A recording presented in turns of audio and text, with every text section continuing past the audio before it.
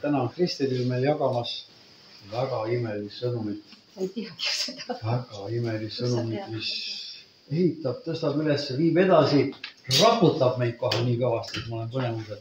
Nüüd ole hea. Räägi, mida Jumal on sulle öelnud. Tere kallis kogudus, kõik, kes olete Jumala sõna ette tulnud. Kallistame siin. Täname, et oleme võinud tulla sinu käes. Olla avatud sinu vaimuga meie südame. Tänu selle aja, mis võisid ülistada sind, avada oma südamed selle. Issand, sina oled näinud kogu nädalat, mis on selle üles kõik olnud. Me oleme kõndinud siin selle maailma tolmustel teedel ja saanud määritud, aga puhasta sina meid kalli Jeesuse verega. Tunnistame sinule oma kõik eksimused, mis me oleme mõtte, sõna ja teoga teinud. Tahtlikud ja tahtmata, issand. Andesta meile, heida meile armu ja kõneta meid oma sõna kaudu. Ehita meid üles ja näita meile valgust, näita meile teid oma täiuslikku plaani meie elude jaoks. Kõneta meid igat üksikut, et me keegi ei peaks ära minema siit tühja südamega. Issand, toida meid oma sõnaga. Vajame sind rohkem kui eales varem. Palun seda Jeesuse nimel. Amen. Kui näete, ma olen siia täna väikse tahvliks, aga kaasa võtnud, ma olen üks pilt. Ja nägite juba Facebookist, et ma räägin täna südamest. Kes on näinud, kes sealt Facebookist näevad, osad kõik ei näe sealt, jah? Ja. Aga Jumal pani selle teema mulle päris mitu aega tagasi südamesse ja mõtlesin, et jagan seda teiega, kui tema on selle südamesse pannud. Ja usun, et see on meile kõigile, mulle endale kaasa arvatud õnnistuseks. Piibel räägib tegelikult päris palju südamest üldse. Ja ma võib-olla loeksin, ma kirjutasin mõned kirjakohad välja siia, milline süda Piiblis siis. Piibel räägib nii palju, et ma ei hakka ikkagi kohtasid ette lugema, aga ma lihtsalt kirjeldan, mida nendes on kirjutatud. Et süda võib olla kõva nagu kivi. Süda võib olla nagu vaha. Süda võib olla kindel. Ühes laulus ütleb Taavet, et mu süda on kõrbenud. Mu süda on läbi torgatud mu sees. Mu süda on toetatud. Mu süda on tuim nagu rasv. Süda on murtud. Õpetussõnades ütleb, et on kuri süda. Koguja ütleb, et tarkade süda on leinakojas ja alpide süda on rõõmukojas. Jeremia räägib, et kelle süda lahkub issandast. Jeremia 17 räägib, et süda on petlikum kui kõik muu. Psalm 70 ütleb, et Jumal on hea nendele, kes on puhtad südamelt. Ja Matteuse 5.8 ütleb ka meile, et õnnistatud on puhtad südamelt, sest nemad näevad Jumalat. Muidugi on neid kirjakohti veel palju rohkem, need olid ainult mõned näited sellest. Aga Piibel räägib meile palju südamest. Ja miks ta räägib? Reesa pani ka ilusti sinna kirjakoha sinna juurde, et hoia oma südant enam kui miskit muud, sest sellest lähtub elu. Meie südamest lähtub meie elu ja sellepärast on süda väga tähtis. Inimesed elavad tänapäeval väga erinevates majades ja kodudes. Mõned elavad eramajas, mõned elavad korteris, aga igal ühel on oma kodu, kus on mitu tuba. Kas sul on oma kodus lemmiktuba? Või lemmikkoht, ütleme oma kodus? On sul? Kodu on üleval taevas isa juures. Ja, aga ma mõtlen siin maises, oma korteris, kus sul on oma korter. On sul seal mõni lemmikkoht, kus sulle meeldib olla? Tänan küsimust, ma olen praegu öeldama, et praegu väga õiglaselt ja kaudelt. Et see ei ole minu kodu. Kodu oli ikkagi seal, kus ma lapsepõlve olen möödunud. Sest see on valla korter. Oleks ma selle ostnud, vaat siis on minu. Vara võib küll olla, aga vara jääb meist kõikile siis maailma. Et ma ei võta kaasast. Keegi ei võta midagi. Aga see ei ole mu kodu. Ma lihtsalt elan seal. Aga see on sul elamise koht. Kas sul seal elamise kohas on niisugune lemmikpaik, kus sa oled väga palju kodus? Et kus sulle meeldib kõige rohkem olla? Mul meeldib toas olla ja Jumalat ülistada ja tänada ja kiita ja elutoas ja lugeda valmid kirjandus ja piiblit.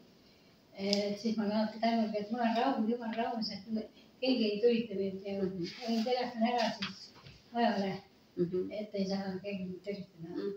See on tänu. Aga ma arvan, et sul Silvi on raudselt seal mingisugune näiteks tugitool, milles sulle meeldib istuda. Või kus sul kõige rohkem meeldib näiteks olla, et seal on hea piiblit lugeda, et diivani peal. Diivanile. On kohe ka lemmikkoht. Kas keegi tahab veel avaldada, mis tema lemmikkoht on? Minu lemmikkoht on ka seal diivanis, kus ma saan jalad üles lükata. Sul on veelib siuke puhkas on seal? No, mis sul Kerli? Lemmikkoht on see soolestuvad, kus on viisu pildid ja sul on oma seal pildid, sul endib seal olla. Kas kellegile köök ka meeldib? Kus saab süüa? Öösel meeldib sulle köök. Nii, et te näete, et Jeesus rääkis meile ka Luuka evangeeliumis 6. peatükis tähendamissõna 2 koja ehitajast. Mäletate? Üks ehitas kaljule, teine ehitas liivale. Täna see ei ole mu teema, aga Jeesus ei rääkinud ju seal millestki muust, kui ta rääkis seal tegelikult ju majast, eks ju, maja ehitamisest ja see maja on võrdpilt meie elust. Ja sellepärast me räägime ka tegelikult, et meie elu on nagu maja. Ja see on siis südamemaja, me räägime täna südamemajas, kus elab sinu tõeline mina, sinu mõtted, sinu tunded. Ja iga tuba on nagu, millest me täna räägime igast toast majas, need on nagu erinevad valdkonnad sinu elus. Ja Jumal räägib siis meie selles südamemajast piiblis väga palju. Jumala plaan oli see, et ta lõi sind siia maailma. Ja ta armastab sind nii palju, et ta tahab elada sinu südamemajas, et sinuga kogu aeg koos olla. Ja ma panen siia selle pildi üles, mul on niisugune ilus pilt siin. Näete, südamemaja ja päriselt ju sellist maja ei ole, aga siin on näiliselt selline uks ka, kas te panete tähele? Jeesus koputab seal ukse taga. Ja Jeesus tahaks väga tulla sinu südamesse elama. Ta tahaks seal kogu aeg sinuga koos olla, mitte ainult pühapäeval. Ja ta ütleb, et kui sa temasse usud ning kutsud ta oma südamemajja elama, siis sinus saab Jumala laps ja sa kuulud Jumala perekonda ja see on kirjas Johannese evangeeliumi 1. peatükis ja 12. salmis ma loen selle ette. See on üks väga suur tõotus, on tohutu suur tõotus meile kõigile, aga kõigile, kes tema vastu võtsid, andis ta meelevalla saada Jumala lasteks. Neile, kes usuvad tema nimesse. Kujutad ette, universumi looja andis sulle meelevalla, et kui sina teda oma südame uksest sisse lased, siis sa võid olla Jumala laps ja sul on igavene elu. See on tohutu suur kingitus. Ainult, et on üks probleem. Jeremia raamat räägib meile sellest probleemist. See on Jeremia 17. Ma loen teile ka selle kirja kohe ette. See on salmid 9 ja 10 Jeremia raamatust. Süda on petlikum kui kõik muu ja äärmiselt rikutud, kes suudab seda mõista. Mina, issand, uurin südant, katsun läbi neerud, et anda igaühele tema tee kohaselt, tema tegude vilja mööda. Ja Markuse 7 ütleb meile ka midagi südamest. Need on Jeesuse sõnad, kui Jeesus räägib inimsüdamest. Sest seest inimese südamest tuleb välja halbu arutlusi, ooramist, vargust, tapmist, abielu rikkumist, ahnitsemist, kurjust, kavalust, liiderlikkust, kadedust, pühaduse teotust, kõrkust, rumalust. Kõik need pahed tulevad seest välja ja need rüvetavad inimest. Aga need tulevad välja, nagu Jeesus ütles, inimese südamest. Süda võib sind eksiarvamusele viia, et kõik on korras.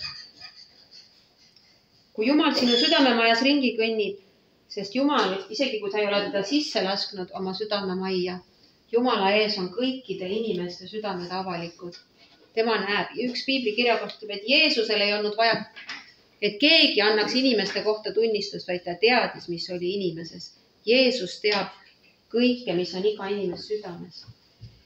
Ja Jeesus teab kõiki neid halbu asju, mida ta võib sinu südamest leida. Valetamist, petmist, sõnakuulmatust, halbu kombeid, viha ja uhkust. Ja see probleem, nagu ma ütlesin, on, et Jumal on püha. Ta ei ole sarnane mitte kellegagi. Ta ei ole kunagi halba teinud. Ja kõik, mis ta teeb, on hea. Seepärast ei saa Jumal sinu südamemajas elada enne, kui seal on suur puhastus tehtud. See peab olema nii suur puhastus, et sina ega keegi teine inimene ei saa ka seda puhastust teha. Ainult Jumal suudab seda teha.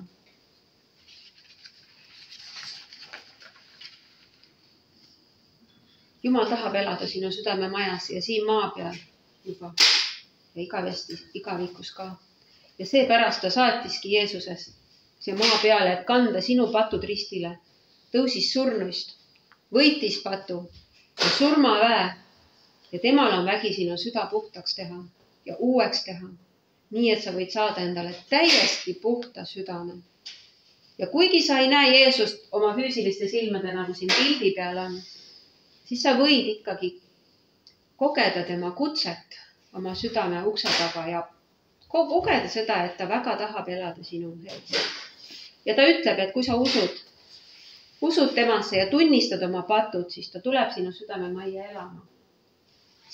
Sinust saab siis Jumala laps ja sa kuulud Jumala perekonda, nii nagu me lugesime Johannese evangeeliumist. Aga paned tähele, et sellel uksel siin ei ole linki väljapool. Tavaliselt ustel on ju link väljapool, et saab sisse tulla. Ja ma olen kuulnud, et mõned inimesed armastavad ka teiste korterisse niimoodi sisse marssida või teiste koju, et nad isegi ei koputa või lase kella, lihtsalt lähevad uksest sisse. Tavaliselt võõrastesse kodudesse me ei lähe nii sisse, eks ju me koputame või laseme kella ja siis läheme. Ja ilmutuse raamatu 3. peatükk ja 20 salm ütleb meile ka nii. Ütleb nii. Loen teile selle ette. Jeesuse sõnad on seal need. Ennäe, ma seisan ukse taga ja koputan. Kui keegi kuuleb mu häält ja avab ukse, siis ma tulen tema juurde sisse ning see on õhtus temaga ja tema minuga. See ukse käepide on südames seespool. Ja Jeesus ei tule lihtsalt sisse, ta on gentleman. Isegi kui sa tead, et Jeesus peab sisse kutsuma, aga sa ei tee seda, siis sellest ei ole kasu. Sa pead isiklikult kutsuma teda, Jeesus, tule minu südamesse. Anna andeks minu patud. Ole minu elu issand ja kuningas. Ja kui sa sellisel viisil teda kutsud, siis ta tuleb. Ja ta annab andeks su patud ja temast saab sinu südame omanik, sinu looja, kes elab sinuga igavesti koos. Kes tahab aidata sind igas olukorras. 1. Peetruse 3.15 ütleb Jumala sõna meile sellised sõnad. Ma loen teile 1. Peetruse 3.15.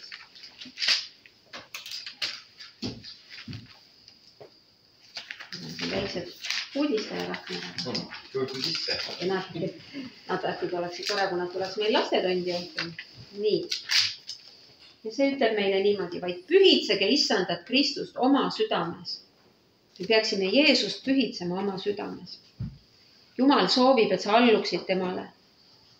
Ta tahab, et sinu südame majas ennast mugavalt tunda. Ta tahab aidata sind patule ei öelda. Ja et su elu muutuks rohkem Jeesuse sarnaseks. Paljud küll inimesed kutsuvad palves Jeesus oma südamesse ja ütlevad, anna mulle patud andeks, aga nad ei lase Jeesusel olla oma südame trooni peal. No teise pool üks teine pilt.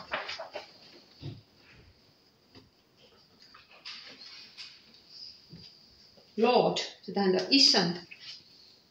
Mida see tähendab? Kuninga. Jah, issand ja valitseja, juht. Et kui me oleme Jeesus oma südamesse sisse lasknud, siis väga paljude kristlaste elus on ikkagi olukord, kus nad ise valitsevad seal südametrooni peal.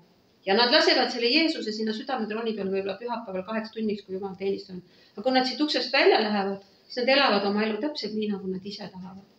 Ise teevad otsuseid, ise valitsevad läbi rääkimata Jeesusega, aga Jeesus tahab päriselt olla seal südametroonil 24/7 iga päev. Vaadake, sellisel Kristusel on siis mõju, mis muudab selle paikkonna, mis toob ühe muutuse siia inimeste eludesse ka, kui nad näevad seda muutust meie sees. Nii et me peame jätkuvalt paluma Jeesusel olla juht oma elus. Igal hommikul me tegelikult otsustame, Jeesus, sa oled mu elujuht, palun ole mu elujuht. me kõik tähtsad otsused ja kõik asjad me arutame Jeesusega läbi, küsime, Jeesus, mis sinu tahe selles asjas on, mis sinu plaan selles asjas on. Ma ei taha ise valitseda, ma ei taha ise otsuseid langetada, ma olen seda teinud ja mu elu on ainult rappa läinud. Kui kristlased päriselt tahavad, Jeesus oleks issand, siis tuleb muutus. Ja selles, mul on selles südamemajas natuke suurem pilt ka nüüd tubadega. Ma mainisin teile, et see süda on nagu meie elu maja, siis meie südame maja ja need erinevad toad on erinevad valdkonnad meie elus. Esimene võtaksime siis selle magamistoa.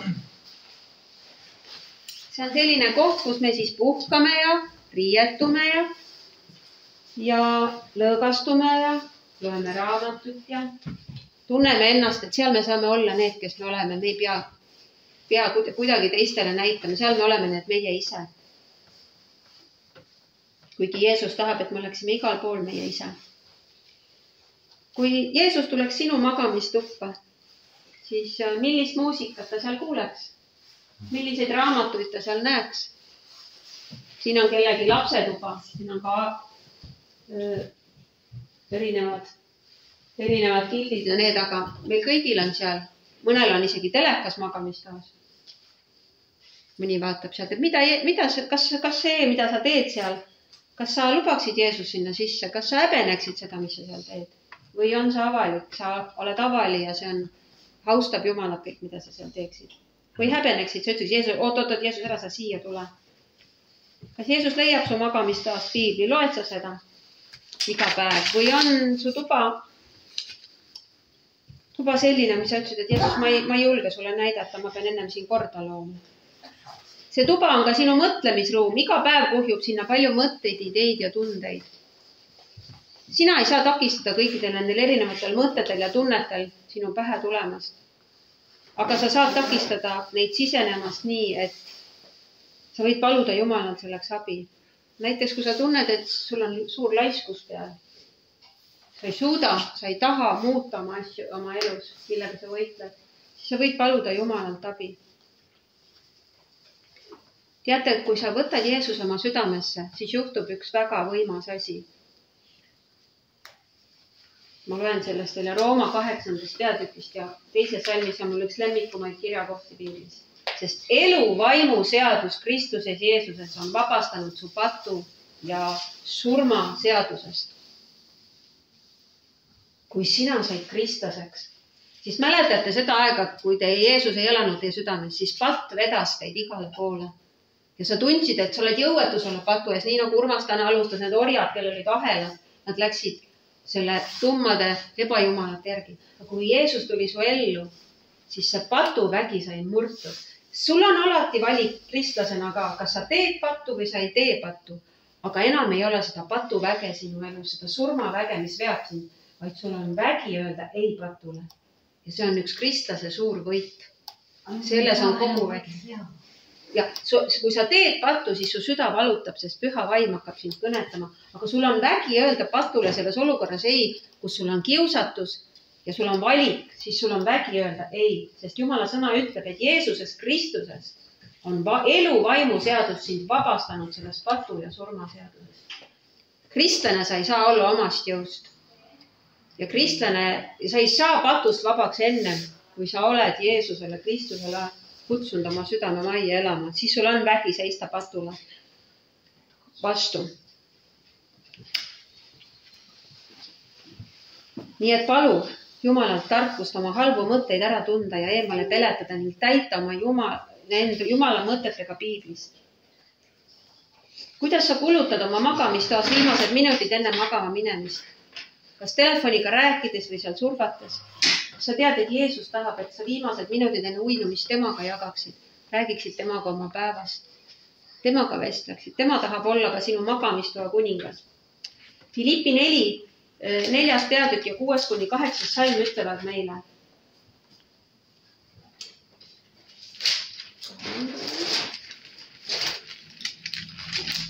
Filippi 4:6-8. Ärge muretsege ühtegi, vaid teie vajadused saagu kõiges Jumalale teatavaks tänu ütlemisega, palumises ja anumises. ja Jumala rahu, mis on ülemine kogu mõistmine, hoiab teie südamed ja mõtted Kristuses Jeesuses. Ja viimaks veel, mis iganes on tõene, mis auväärne, mis õige, mis puhas, mis armastusväärne, mis ülendab ja kui miski on vooruslik ja kui miski on kiidetav, seda mõtelge, ütleb vana tõlge. Jälgi, milliseid mõtteid sa mõtled. Sinu mõtetes saavad alguse sinu teod. Ja see, mida me mõtleme, selle järgi me ka tegutseme. Nii et palu Jumalal paljastada oma mõtteid, kontrollida pühal vaimul oma mõtteid, et need saatana trikid ja nipid saavad seal mõttemaailmas juba avastatud. Ma ei mõtle selliseid mõtteid, need ei ole Jumala mõtted, vaid ma mõtlen piibliga kooskõlas, aga selleks peab täitma ennast Jumala sõnaga ja me jõuamegi kööki. Mis koht see köök on? See on kindlasti paljude lemmikkoht, ma usun. Seal me ju teeme head süüa endale, on ju? Seda kohta me külastame kohe mitu korda päevas. Ja see on sellepärast, et me saaksime tugevaks, on ju. Kui me ei söö, siis me jääme nõrgaks ja siis me sureme. Nii et see on väga oluline ruum. Ja see on koht tegelikult, kus sa otsustad, kuidas sa kannad hoolt oma ihu ees, oma iseenda ees. Ja tugevaks kristlaseks ja saamiseks vajad sa iga päev vaimset toitu.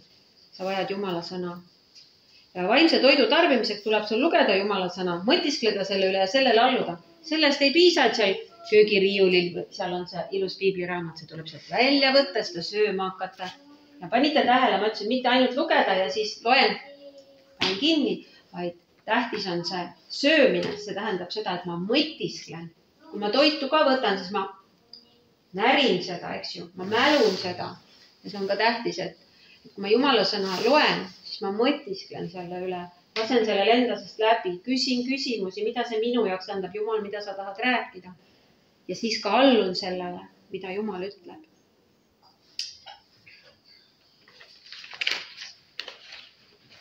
Ma loen teile ühe näite. Üks vaene itaallane otsustas minna teispoole ookeani endale õnne otsima. Kuna tal oli vähe raha, ostis ta endale toiduks reisile kaasa vaid kuivatatud puuvilja. See ei suutnud täita tema kõhtu ja reisi lõpul hakkas seda vaevama nälg. Kui ta läks söögisaalist mööda, kust hoovasid välja kõige ahvatlemamad lõhnad, mõtles ta, mis oleks, kui lubaks endale ühe korraliku lõunasöögi. Ta küsis mööduvalt kelnerilt, mis maksab üks lõuna. See küsis temalt laevapiletit ja osutas märkusele piletil. Söök kaasa arvatud. Kui õnnetult üllatunud oli itaallane, kui ta sai teada, et oleks võinud raha maksmata kõik oma reisipäevad kõhu täis süüa. Ja kui palju meist nälgivad, muretsevad ja kadestavad. Ja nad ei tea ega usalda võtta seda toitu, mida Jumal on meile juba meie teekonnale valmis pannud oma sõnas. Rooma 12, 1-2 on meile kõigile väga tuntud kirjakoht, mis räägib, et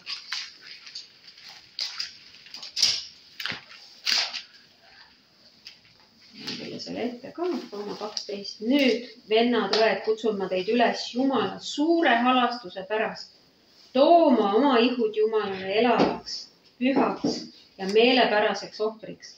See olgu teie mõistlik Jumala teenistus ja ärge muganduge praeguse ajaga, vaid muutuge meele uuendamise teel, et te katsuksite läbi, mis on Jumala tahtmine, mis on hea ja meelepärane ja täiuslik. Jumal tahab, et sa teeniksid teda, et sa uuendaksid oma meeli tema sõnaga, et sa ei hävitaks ennast. Sa tead, et Jumala sõna räägib ka sellest, et sa oled püha vaimu tempel. Loen 1. Korintuse 6. peatükist, salmist 19 ja 20.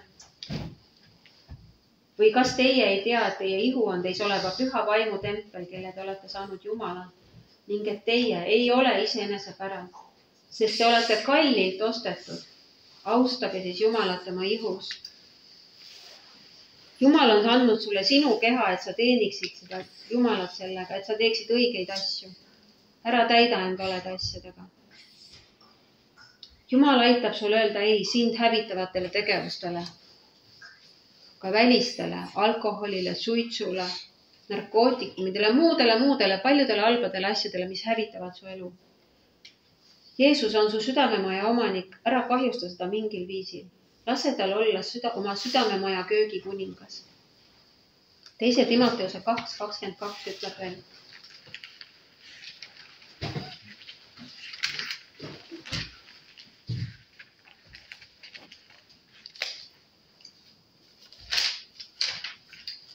Sellised sõnad.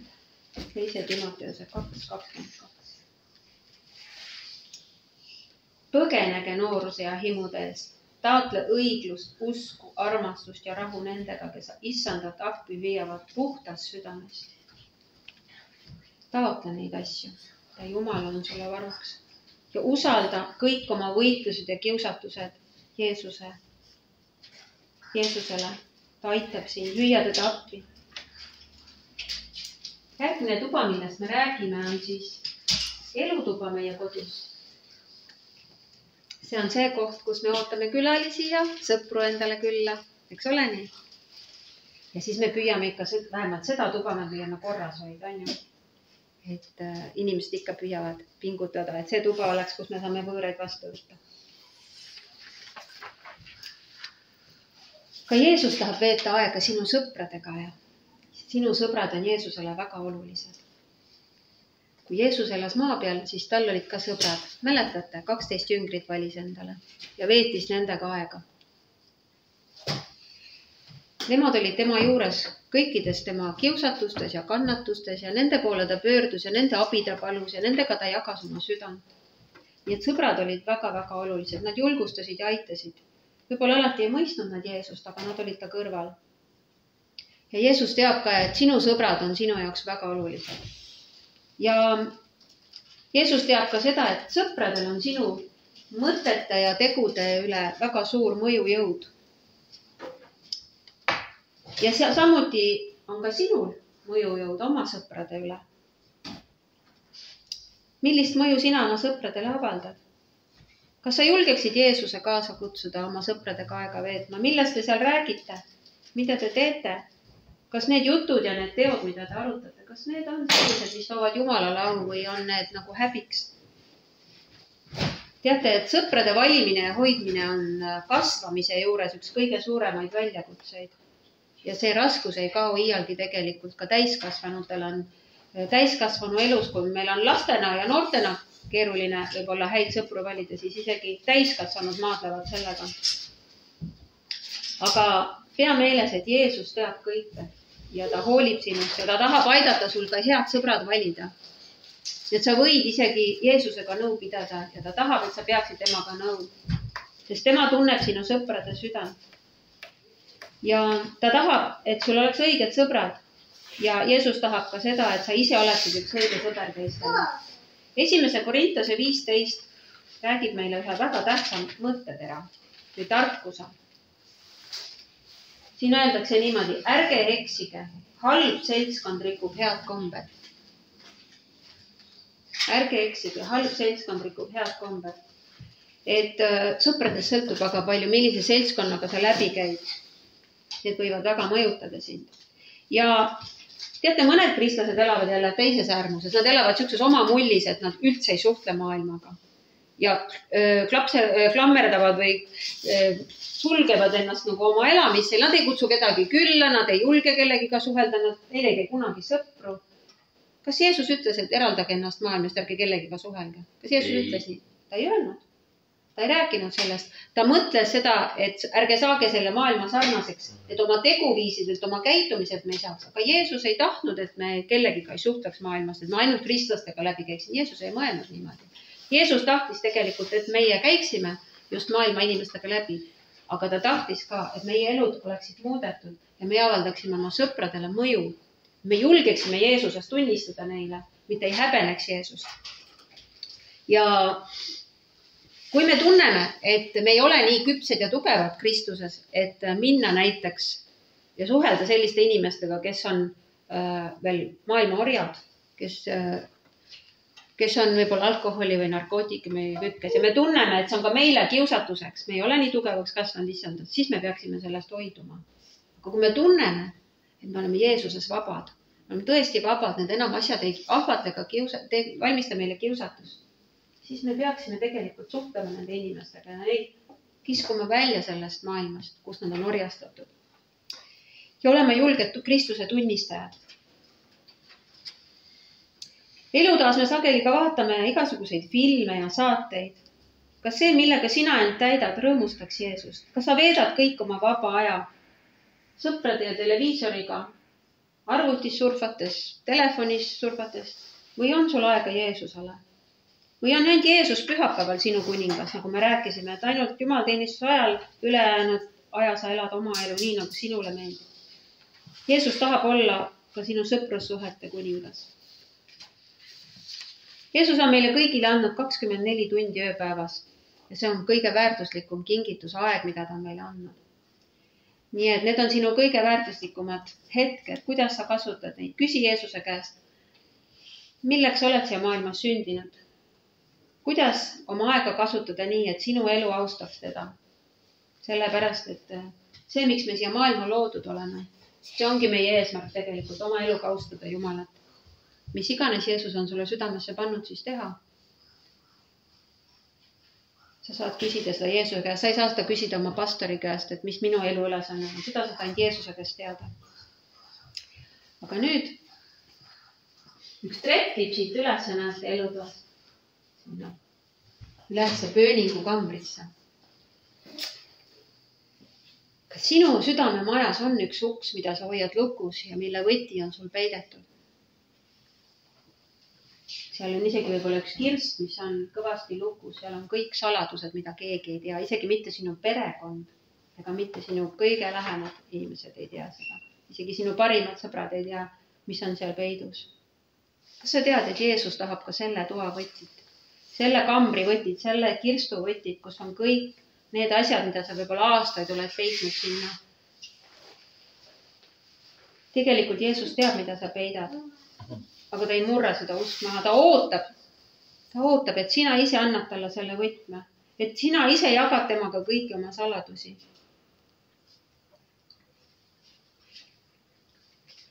Psalm 139.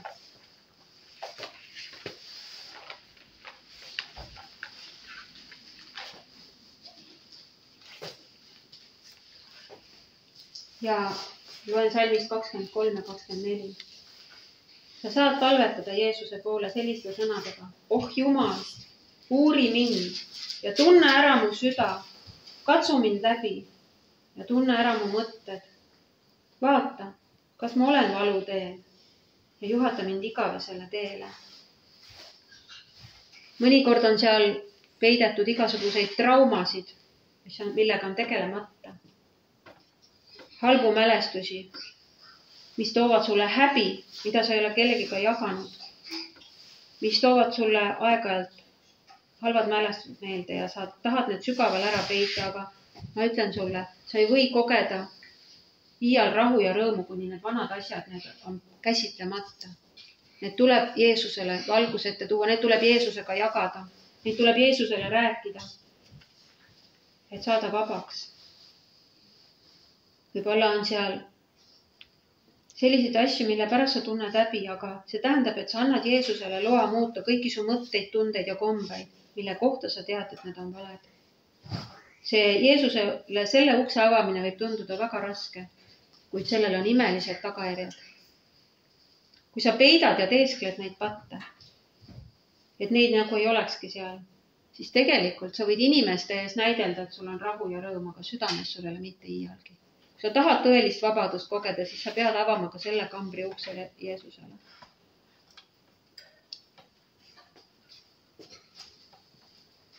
Järgmine tuba, millest me räägime, vannituba. Miks on selline koht üldse olemas? Miks seda vaja on? Ja me vajame pesta. Meie inimestel on selline omadus, et me saame mustaks. Me higistame ja määrdume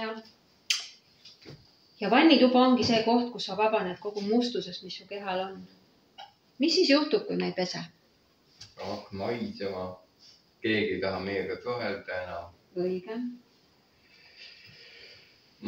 Ja kui me väga pikka aega ei pese, teate, mis siis juhtub, siis tekivad igasugused põletikud ja me võime täiesti haigestuda. Haigused ja mis meid vaimulikus elus või meie vaimses südamemajas kõige rohkem see määrib on patt, mis määrib meid. Ja kristlastena ma rääkisin, et meil on see vägi küll patule vastu, astuda, aga meil on iga päev valik. Ka kristlastena, kas ma teen pattu või ei tee. Maailma inimesena mul ei olnud väge patule vastu seista. Patt tõmbas mind kaasa. Aga kristlasena, kui Jeesus on mu südames, ma võin Jeesus on mind vabastanud, eluvaimu seaduse käsk on vabastanud mind patu ja surma käsus. Ma võin valida mitte pattu teha.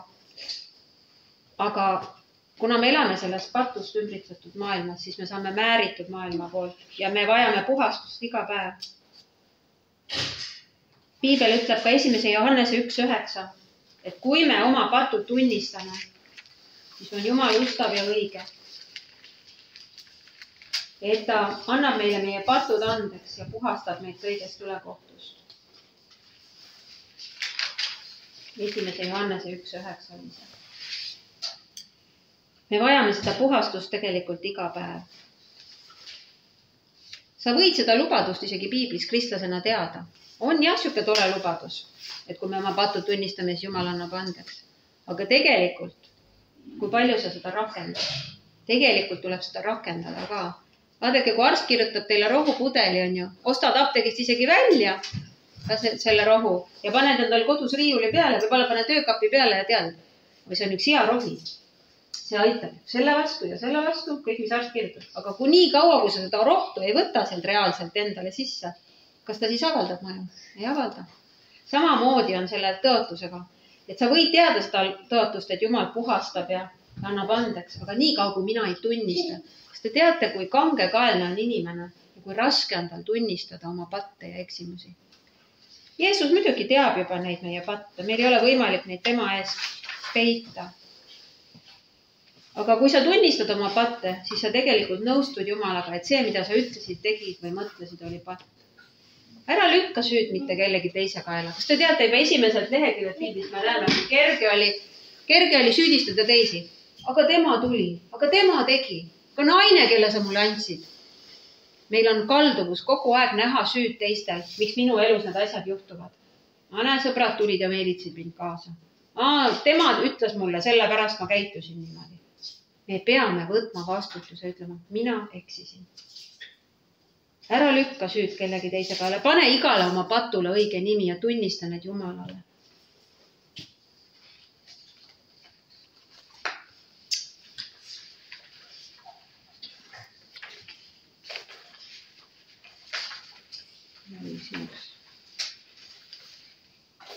Loen teile kuulsa jumalamehe Moody ühe näite. Keegi oli kuulnud karjasest, kes olla kutsunud kõiki oma lambaid nimepidi. Ta läks seda meest vaatama, et teada saada, kas see jutt oli tõsi. Karjane võttis tema karjamaale kaasa ja kutsus esmalt üht lammast nimepidi. See järgis üksinda kutsele, teised nosisid rohtu edasi. Samal kombel kutsus karjane tosina lambaid enda ümber. Võõras küsis, kuidas teie eraldate üht lammast teisest? Nad näevad ju kõik olevat täiesti ühesuguse. Karjane vastas, te näete, see lammas seal käib veidi sõrad sissepoole. See teine vaatab kõõrgi. Teisel on must plekk, ühel on tükike villa külje pealt ära ja tollel puudub tükike kõrva. Mees tundis kõiki oma lambaid nende vigade järgi. Ja mina arvan, et meie karjane tunneb meid ka samal viisil. Ta teab kõiki meie puudusi, meil ei ole midagi tema eest varjata. Aga talle meeldib. Teate, miks Jumal ütles Taaveti kohta, et ta on mees minu südame järgi. Mäletate kuningas Sauli ja kuningas Taavetit. Mõlemad olid suured tähtsad Iisraeli kuningad. Aga ühe Jumal kõrvaldas, Sauli. Saul, kui ta oli eksinud, ta süüdistas rahvast. Ta ei võtnud kunagi vastutust oma pattude eest. Ta süüdistas rahvast ja ta süüdistas isegi ta süüdistas prohvetit, et ta ei tulnud õigel ajal. Aga ta ei võtnud kunagi vastutust. Alles siis, kui Jumal teda tagandas, siis ta ütles, jah, mina tegin pattu. Tal oli nii raske alanduda. Aga mida tegi Taavet? Taavet tegi tegelikult suuremaid patte oma elus kui Saul. Aga Jumal ütles ikkagi, et ta on mees minu südame järgi. Sest kui Taavetil öeldi need patud paljastati, mis ta tegi, siis ta ütles, jah, mina olen eksinud Jumala vastu. Ma olen teinud raskeid patte. Jumal, puhasta mind. Ta alandas ennast, ta tunnistas oma patte. Ja Jumal tahab, et ka sina tunnistaksid oma eksimusi talle, et sul võiks olla igal päeval puhas süda. Ja piiblis on üks imeline tõotus Heebrea kirjas 13. peatükis ja 5. salmis, mis ütleb, teie eluviis olgu rahaahnuseta, jääge rahul sellega, mis teil on, sest tema on öelnud, ma ei hülga sind ega jäta sind maha.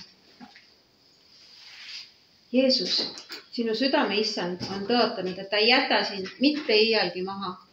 Ta teab kõiki su eksimusi, su vigu, su puuduseid, aga ometi armastab sind. Sina oled täna kõndinud kõikide oma südameruumide, oma südamemajas. Ja kindlasti Jumala püha vaim on sulle näidanud asju, mida sa peaksid tegema, mida sa peaksid tunnistama või muutma oma elus. Tunnista siis talle ja palu tal olla iga oma südametoa kuningas ja teha kõik need muudatused, mida Jeesus iganes soovib. Õpetussõnade 4.23 ütleb need kuldsed sõnad, mis olid ka meie reklaamplakati peal, aga need on väga olulised. Ma loen neid korra veel piiblist ette siit. Õpetussõnade 4.23. Hoia oma südant enam kui kõike muud, mida tuleb hoida, sest sellest lähtub elu. Sinu südamest lähtub sinu elu. 1. Timoteuse 3.1.9 loen veel.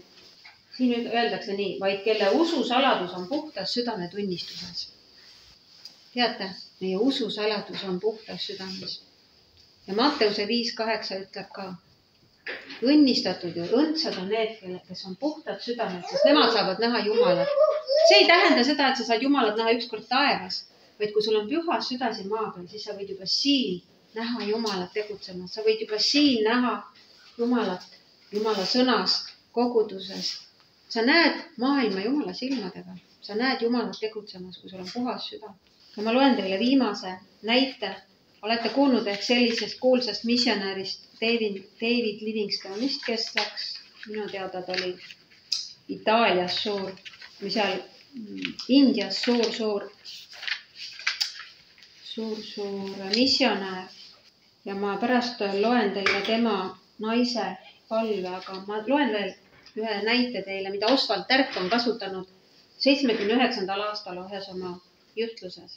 Keegi vana meremees oli Jumala suhtes väga ükskõikne.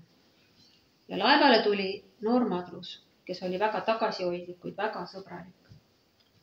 Ta oli usklik. Ühel kriitilisel momendil ilmutas ta suurt julgust. Ja kui ta lahkus laevalt, ütles vana meremees, see noormees andis Jumalale näo.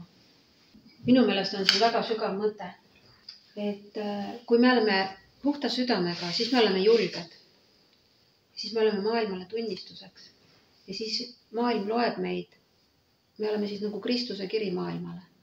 Ja nii nagu see vana meremees ütles selle noorme kohta, see noormees andis Jumalale näo, siis meie kaasame anda oma eludega Jumalale näo, kui me liigume inimeste keskel. Inimesed näevad meie eludes, milline Jumal on. Me ju seda igatseme siin käimas, eks ju? Me igatseme oma kogudusega olla valguseks siin selles paigas. Ja lõpetuseks ma ütlen siis selle kuulsa missionäri abikaasa Mary Moffat oli ta nimi. Tema palus aastaid palvet selliste sõnadega. Issand, võta mind vastu, nagu ma olen, kuid tee mind niisuguseks, nagu sina mind tahad näha. Ja paluge meie ka oma südames seda, et issand võtaks meid vastu nii, nagu me oleme puudulikena, alles teel tema poole selles mõttes, et me kõnnime koos Jeesusega taeva poole. Aga Jeesus muudab meid, kui me iga päev oleme osaduses temaga, kui me võtame aega tema jaoks, kui tema saab olla meie südame kuningas, siis püha vaim saab meile ilmutada järjest neid asju, mida ta tahab, et me muutuksime. Sest me ei saa täna kindlasti keegi ütelda enda kohta, et me oleme valmis, me oleme täiuslikud, me vaja muutust. Aga palvetame koos. Kallis issand, sina näed kõiki meie südameid ja sa tead kõiki meie puudusi, aga sa oled hea karjane. Sa tead, kellel meist on kõrvaküljest tükk ära ja kellel meil natuke villa väljas, aga sa armastad meid. Sa kannad head hoolt meie eest. Ja issand, tõesti ma palun, et sa võiksid olla meie südame kuningas igas toas, et sinu ja minu vahel, issand, ei oleks ühtegi saladust. Et ma ei häbeneks mitte midagi sulle näidata. Et midagi ei oleks salajas sinu eest. Midagi ei oleks peidetud, vaid kõik oleks avali. Et minu ususaladus võiks olla puhtas südametunnistuses. Et minul oleks julgus ja rahu ja rõõm südames.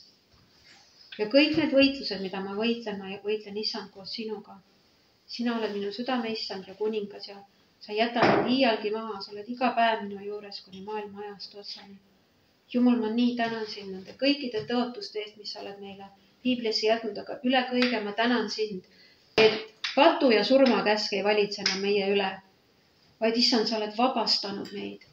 Kõik, kes me oleme sind oma südamesse palunud, me võime käia vabaduses, meil on tohutu vägi seista vastu, issand, kõigele kurjale, kõigele patule, mis meid alla tahab kiskuda. Meid on vabastatud käima, issand, pühas vaimus ja sinu püha vaim juhib meid igal päeval. Ma õnnistan igat oma õde ja venda, kes täna on siia tulnud. Ja ma tänan sind, et sina annad ka väe käia sinuga koos. Ja keegi ei suuda olla kristlased omast jõust. Aga sina oled uue loodu meie sees sünnitanud ja sinul on palju lootust meie jaoks. Issand, ma tänan sind, et me võime olla sinuga ausad ja avali. Tänu sulle. Puhasta meid, Jeesus, puhasta oma kalli verega ja anna meile jõudu tunnistada oma eksimusi ja oma patte, et me saaksime tagasi kõik selle rõõmu ja rahu, mida hingemaanlane on tahtnud ära röövida.